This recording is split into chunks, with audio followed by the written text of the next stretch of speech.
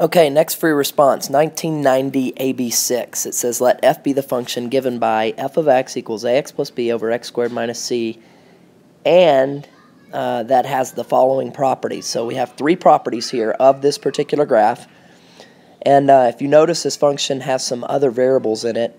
You have a, b, and c, which are unknown. We need to figure out what a, b, and c are. In fact, in part A, that's the first thing they ask us to do, is determine the values of a, b, and c. So I need to find out what those constants are, because our variable for our equation is actually x. So the first property, it says here, it says the graph is symmetric to the y-axis. Now, symmetry to the y-axis means that it is an even function. So I'm gonna write down something that we know about an even function. When we have a graph and it is symmetric about the y-axis, we call it an even function. And an even function has this property: f of negative x is equal to f of x. And you've seen this before with the cosine curve. Remember, cosine of negative x was equal to cosine x? So that's what's true from this property.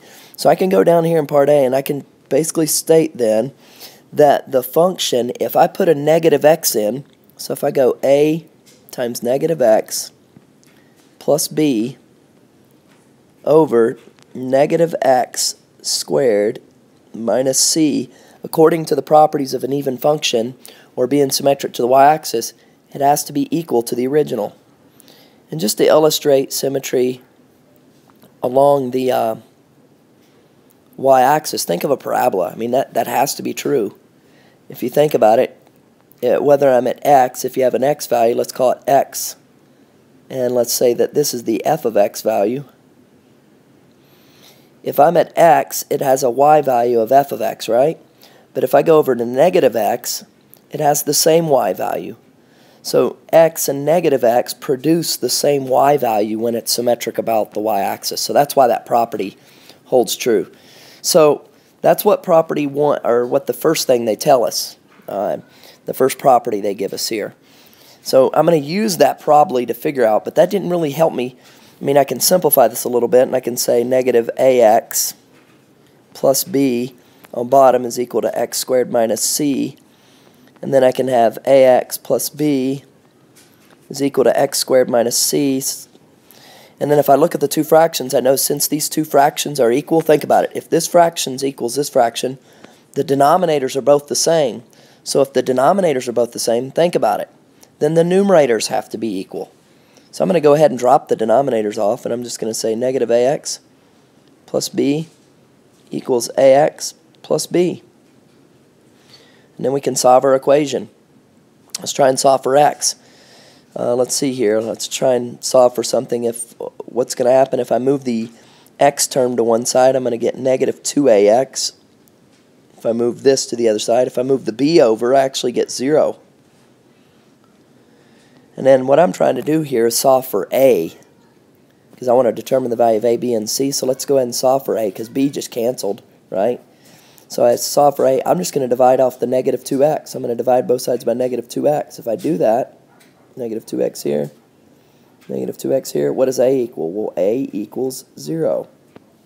So now we know a. Now let's keep going and see if we can find b and c.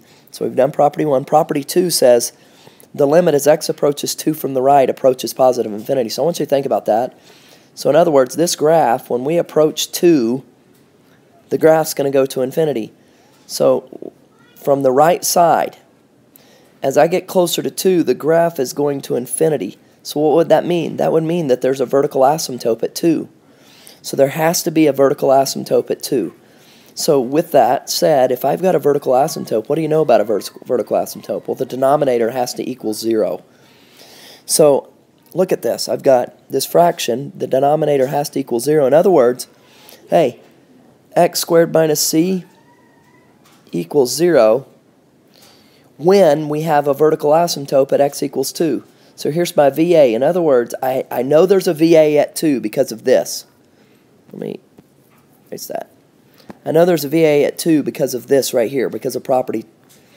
Because when I approach 2 from the right, it's going to infinity, which tells me there's a VA there, a vertical asymptote. So in other words, the denominator has to equal 0 when x equals 2. So I'm going to plug 2 in. I'm going to get 2 squared minus c equals 0.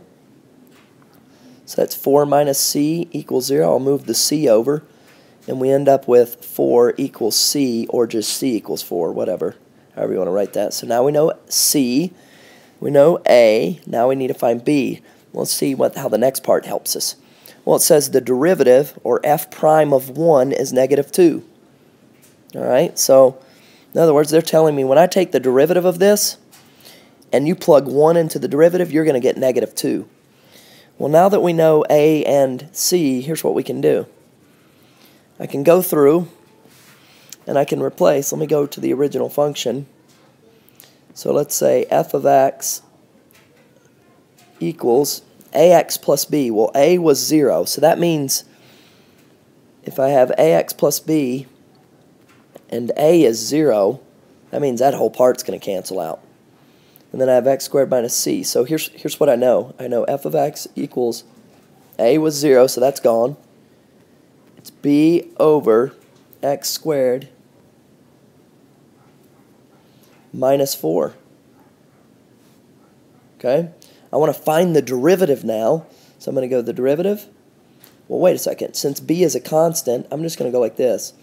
F of x is equal to b times the quantity x squared minus 4 to the negative 1 power. Now, you certainly, if you want to use quotient rule, you can. If you didn't think to do that, quotient rule would work just fine too. So I'm going to get f prime of x is going to be equal to negative b times x squared minus 4 to the negative 2 times the 2x. So we get the derivative is negative 2bx over x squared minus 4 to the second power. There's my derivative. Now, if I take and I plug 1 in, according to property 3, I'm going to get negative 2. So I'm going to go down here, and I've got the derivative right here in blue. I'm going to set the derivative equal to negative 2. And I'm going to plug in 1 for x, because it's this right here, this property. So I'm going to plug in 1 in for x. So I've got negative 2b times 1 over 1 squared minus 4 all squared.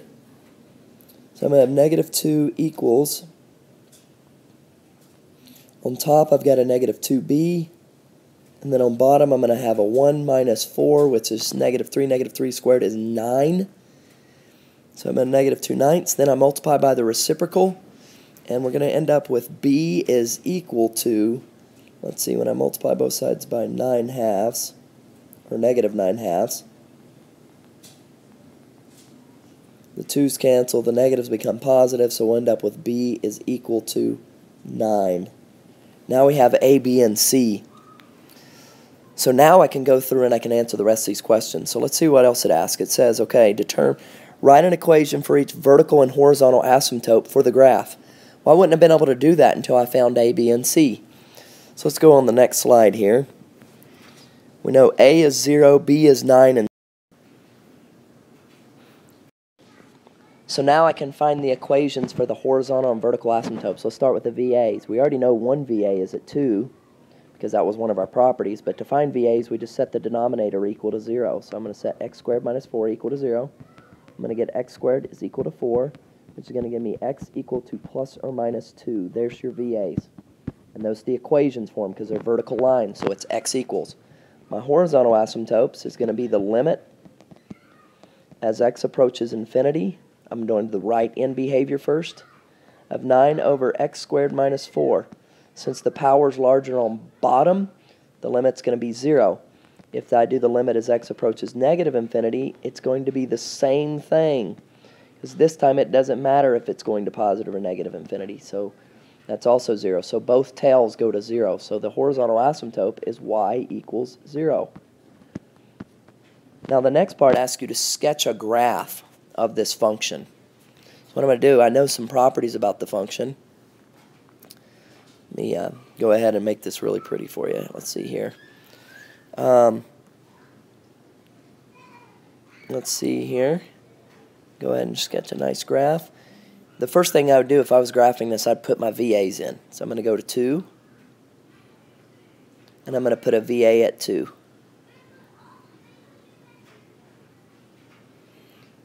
Alright, then I can have a VA at -2. And we also know, according to one of our properties, that this graph is symmetric about the y-axis, so the left half and right half are going to look exactly the same. Now, it'd be really helpful if I had some points. So what I'm going to do is I'm just going to pick a point. I'm going to pick, for example, let's pick 0. And if I put 0 into this function right here, I'm going to end up getting 0 on bottom. 0 minus 4 is -4, so that's -9/4, which is -2 1/4. So it basically is down here. And we know this thing doesn't cross the x-axis because this function never equals 0 because the numerator can never equal 0. The only way a fraction can equal 0 is if the top is equal to 0, and the top's always equal to 9. So it's never going to equal 0, so it doesn't cross. So I know that this graph has to go like this then. Alright, and the only place that you can change signs is at asymptotes, and since there's no double roots, if you're thinking about a sign analysis, it should go from below the x-axis to above, and since I've got to approach a horizontal asymptote of 0 and the vertical asymptote, it should look like this. And then since it's symmetric to the y-axis, it's got to be the same on the other side. So there's a sketch of your graph.